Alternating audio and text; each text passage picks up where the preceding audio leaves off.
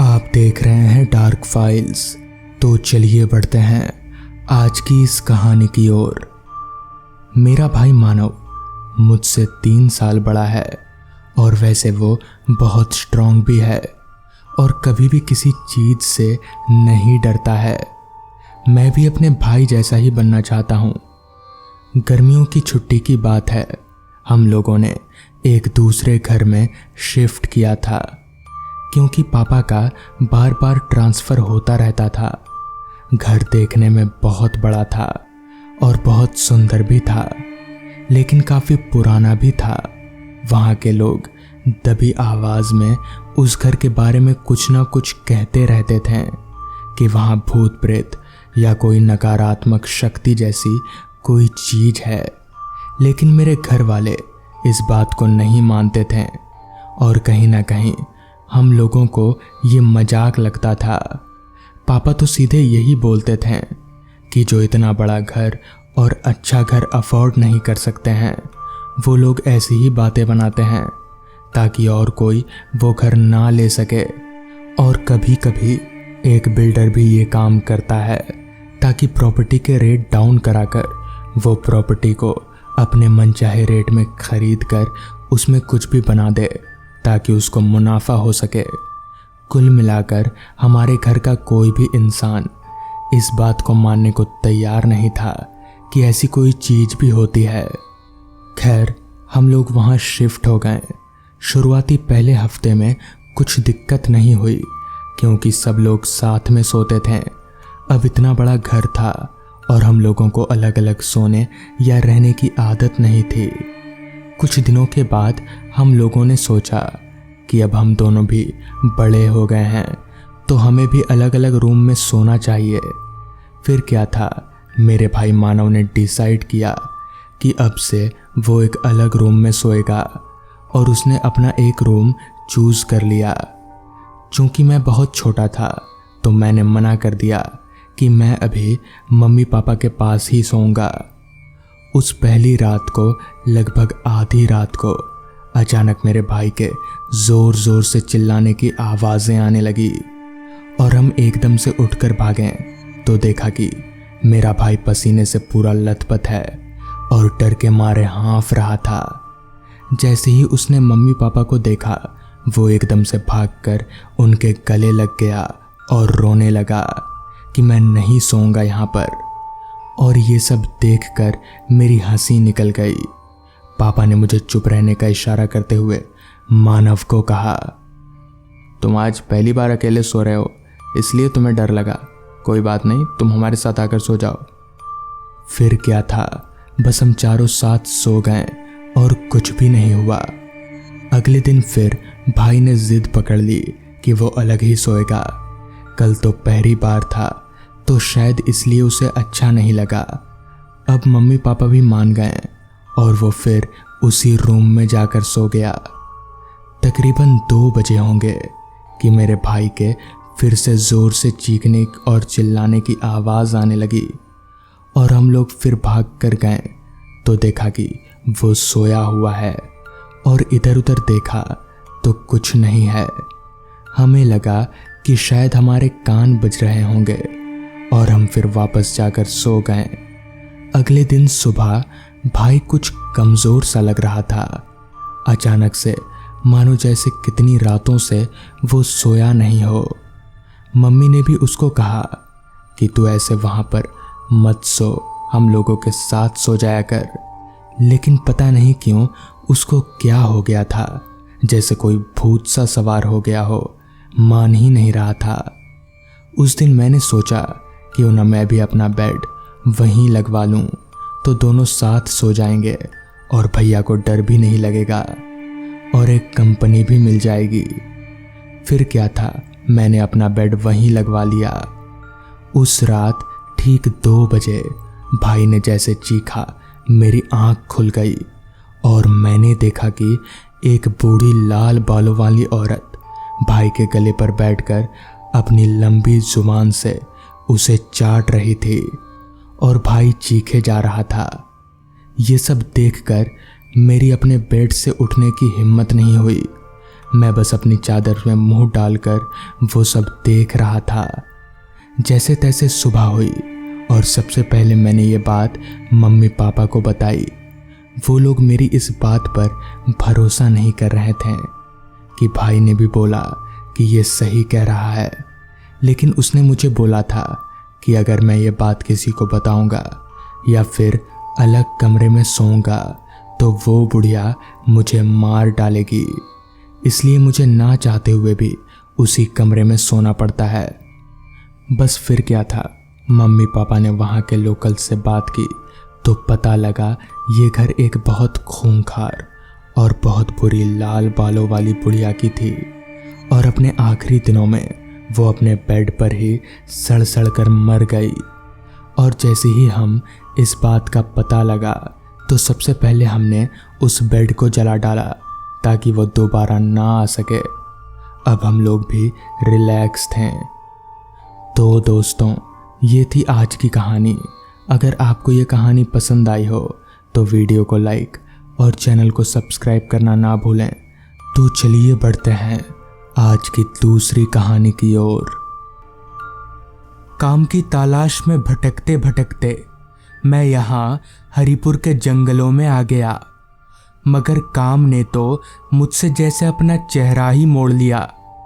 यहाँ इतनी दूर आकर भी मेरे हाथ खाली ही रह गए। शाम धीरे धीरे रात में तब्दील होने लगी थी। जैसे जैसे अंधेरा बढ़ रहा था वैसे वैसे ऐसा प्रतीत हो रहा था जैसे जंगल और भी ज्यादा घना होता जा रहा हो। मैं काफी देर से चल रहा था, पर अभी तक जंगल में मुझे मेरे अलावा और कोई शख्स नजर नहीं आया था। पूरा का पूरा जंगल ऐसे खामोश पड़ा था जैसे कोई कब्रिस्तान हो और मैं लाशों के ऊपर चल रहा हूँ। खैर, किसी आदमी की तलाश में मैं चुपचाप चले जा रहा था। सूरज की तेज किरणों की जगह अब आसमान पर चांद की हल्की रोशनी ने ले ली थी। जंगल में पूरी तरह अंधेरा पसर चुका था। ऊपर से घने लंबे पेड़ों के कारण चांद की हल्की रोशनी भी जमीन तक सही से पहुंच नहीं पा रही थी। अभी मैं आगे बढ़ ही रहा था कि तभी सामने की तरफ धुंधली सी रोशनी में मुझे ऐसे लगा जैसे वहां कोई खड़ा हो। मैं दौड़ता हुआ उस परछाई के पास गया, पर वहां कोई आदमी नहीं था। मुझे समझ नहीं आ रहा था कि अब मैं इस जंगल से बाहर निकलूं कैसे। कहीं ना कहीं मैं उस जंगल में फंस चुका था। उस जमाने में मोबाइल फ़ोन वगैरह कुछ नहीं हुआ करता था, तो बाहरी मदद का तो कोई चांस ही नहीं था। थका हारा मैं अभी आगे बढ़ ही रहा था कि तभी मुझे अचानक सामने की तरफ एक बड़ा सा घर नजर आया। उस घर को देखकर मुझे काफ़ी खुशी हुई। उत्साहित होकर मैं दौड़ता हुआ उस घर की तरफ जाने लगा। अभी मैं दौड़कर उस घर की तरफ जा ही रहा था कि तभी अचानक मेरा पैर किसी ठोस चीज से टकराया और मैं औंधे मुंह धड़ाम से जमीन पर जा गिरा, जिससे मेरी पेशानी पर काफी जोर की चोट आई। और देखते ही देखते जमीन पर पड़े पड़े मैं कब बेहोश हो गया मुझे कुछ याद नहीं। पता नहीं कितनी देर बाद, मगर जब मेरी आंख खुली तो कोई शख्स मेरा नाम पुकार रहा था। मैंने आंख खोलकर देखा तो ठीक मेरे सामने हाथ में लालटेन लिए एक आदमी खड़ा था। उस आदमी को देखकर मुझे काफ़ी हैरानी हुई, मगर तभी उस आदमी ने मुझे सहारा देकर उठाया और बोला, क्या हुआ भाई साहब, आप इस जंगल में इतनी रात गए सो क्यों रहे थे? इस पर मैंने कहा, इतनी रात गए से क्या मतलब है आपका? कितने बज रहे हैं अभी?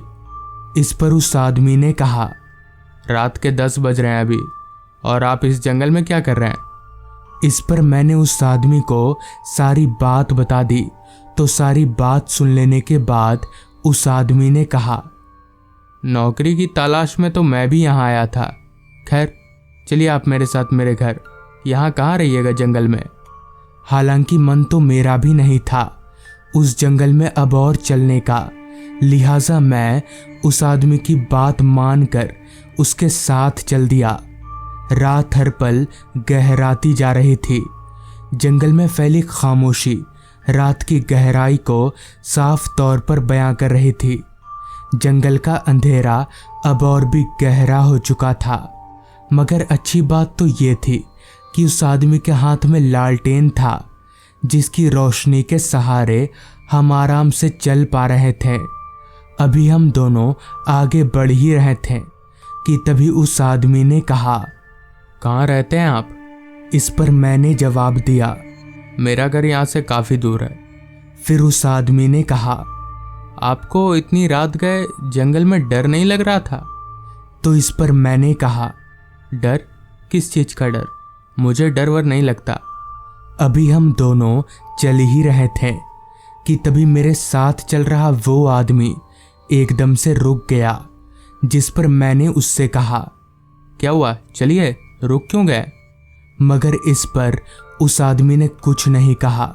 वो चुपचाप बस मुझे देखे जा रहा था।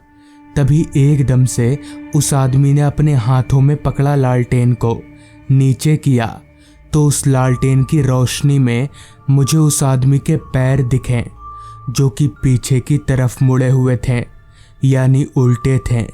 ये देखकर मेरे पैरों तले की ज़मीन निकल गई। मैं समझ गया कि ये आदमी कोई इंसान नहीं है, बल्कि ये कुछ और ही है। जिसके बाद मैंने ना आव देखा ना ताव, सीधे वहाँ से आगे की तरफ दौड़ लगा दी। मैं जी जान लगाकर बस भागे जा रहा था। मुझे कुछ नहीं सूझ रहा था। भागते भागते मैंने एक दफ़ा पीछे पलटकर देखा, मगर मेरे पीछे कोई नहीं था। लेकिन फिर भी मैं नहीं रुका, मैं भागता रहा। अभी मैं भाग ही रहा था कि तभी मुझे सामने की तरफ एक आदमी आग जलाकर बैठा हुआ दिखा। तो मैं भागता हुआ सीधे उस आदमी के पास जाकर रुका।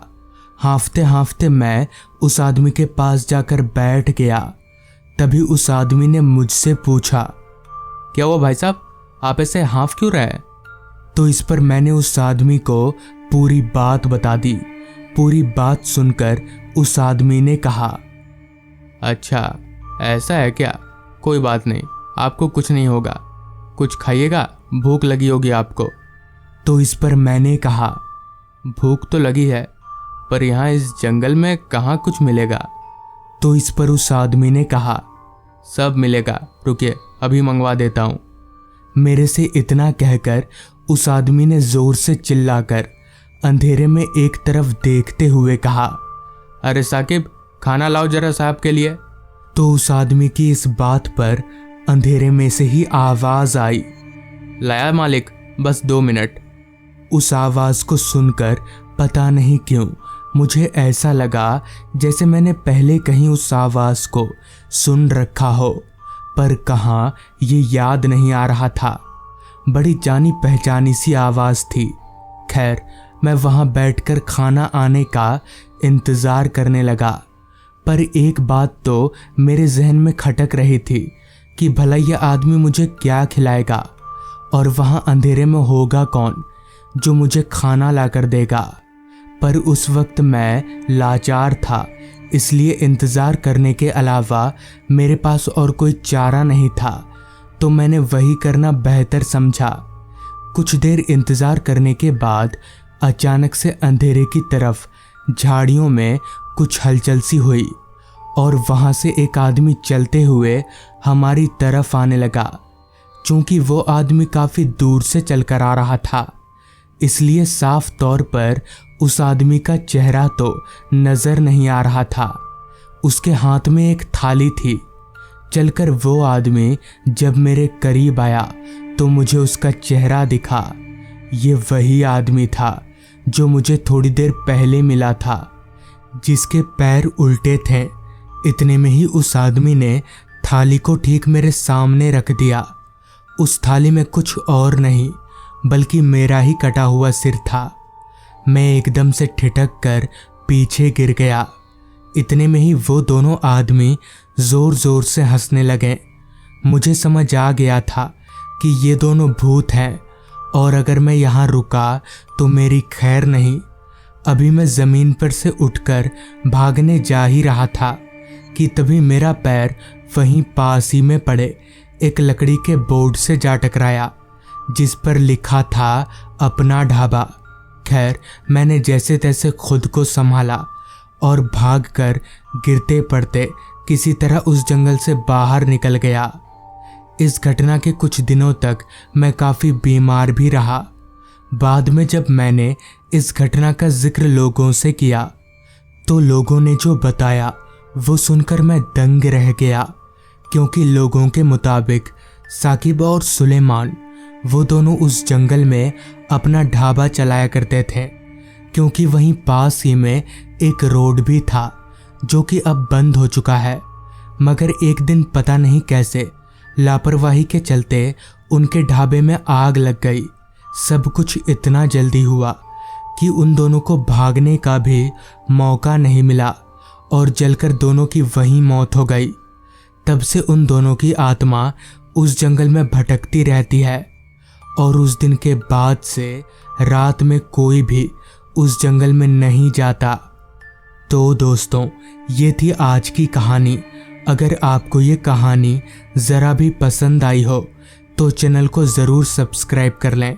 तो मैं आपका दोस्त आर्यन जल्द ही मिलूँगा आपसे ऐसी ही एक कहानी के साथ।